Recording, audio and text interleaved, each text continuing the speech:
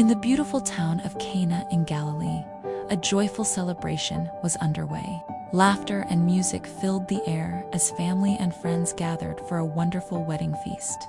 The tables were laden with delicious food, and everyone was happy, sharing stories and celebrating the new couple. Among the guests were Jesus and his mother, Mary, who had come to share in the joy of the special day. The celebration was in full swing, with dancers twirling and children playing, and it seemed like the happiness would last forever. The atmosphere was one of pure delight, a perfect beginning for a new life together. As the party continued late into the evening, Mary noticed something was wrong. She saw the servants whispering with worried looks on their faces. The host of the wedding was looking anxious, and the flow of wine to the guests' cups had stopped. Mary quietly went to investigate and soon discovered the problem. The wine had completely run out.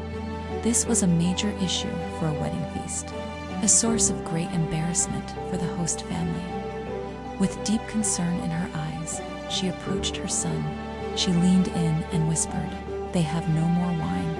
She knew in her heart that if anyone could help, it was him. Jesus listened to his mother's words, his expression calm and thoughtful.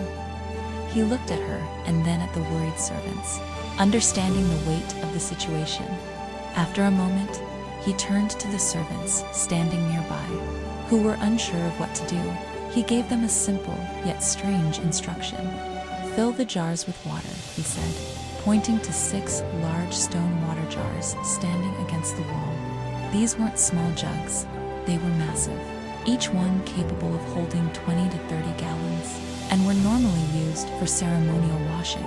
The servants were puzzled by the command, but they recognized the authority in Jesus' voice and trusted him without question. They hurried to the well, filling their buckets and pouring water into the huge stone jars until every single one was filled to the very brim. Once the last drop of water had been poured, Jesus gave his next command. "Now draw some out," he instructed one of the servants, "and take it to the master of the feast." The servant obeyed immediately.